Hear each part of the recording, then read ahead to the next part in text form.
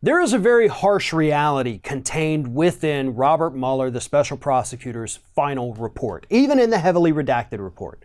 Yeah, it may have said no collusion, or may have hinted at no collusion, or some people may have taken away from it no collusion, but that's not even what this is about. Whether or not collusion took place at this point is irrelevant. What is relevant is the fact that this report detailed the fact that yes, we did have a foreign country interfering with the 2016 election. And the interference did help Donald Trump. The question now is, what are we going to do about it? This is a thing that happened. And I know you still have your folks out there doing their victory laps saying, we told you there was no, there was interference though. There really was.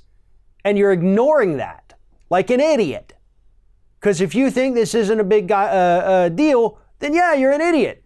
And you also fall into the same camp as people like Jared Kushner and Rudy Giuliani, who are out there this week telling us that no, the interference isn't a big deal. We're fine. Ha! We don't need to do anything about it. The Trump administration has repeatedly refused to do anything about it.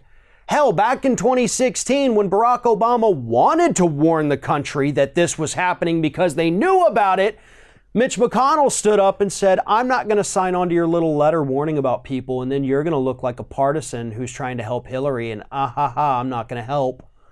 And so Barack Obama said, oh, darn it, you're right. All right, I won't do anything. I'll just let them interfere. And I'm exaggerating about what was actually said, but that is actually what happened.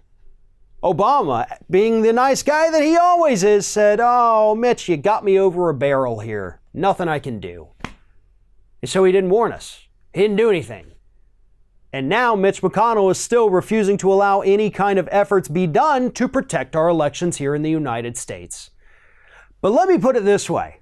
If you think Russia is the only bad guy out there, the only people that want to interfere with our elections, you are sorely mistaken. They're not even the most important ones. Sure, they did some things in 2016 that were unsavory and likely influenced and swung this election. And that's not okay. But they're not the only ones. We've got Saudi Arabia out there. We've got China out there. And more importantly, we've got the hacker down the street who can change vote totals. We have 11-year-old children in this country who are tech savvy enough to be able to hack into a state's voting system and start changing votes. That is how vulnerable our voting system is here in the United States. So I think rather than worrying about a country spending, even if it's millions of dollars on Facebook ads, I think we need to start with the fact that we have a voting system that is so insecure that literally a child can change it. It takes a very smart child, but nonetheless, children have been documented to be able to get into these voting systems and change them. And that's actually been going on for at least 15 years, maybe even a little bit longer. Long before Russia ever thought about buying Facebook ads to sway an election, because Facebook didn't exist at the time. But this problem did. From so many different angles, there are attacks on our voting system here in the United States. Those from foreign entities, those from hackers, and more importantly, those from Republicans. They're purging voters. They're suppressing voters. Down in Florida, we're instituting a poll tax. Texas is trying to purge everyone from their voting rolls that has a Hispanic-sounding name.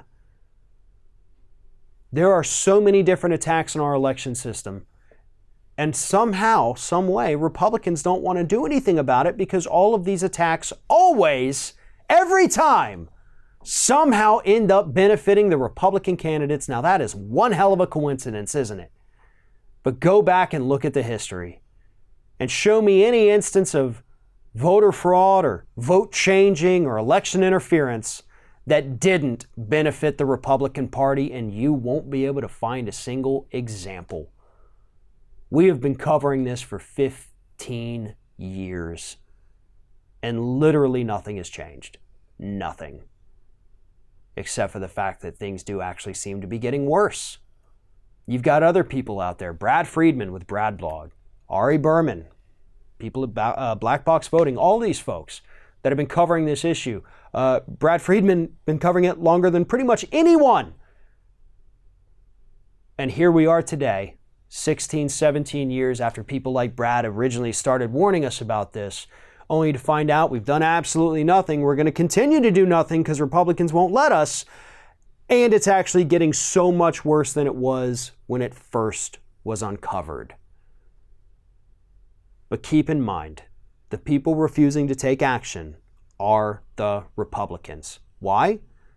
Because the people who benefit from this also happen to be the Republicans.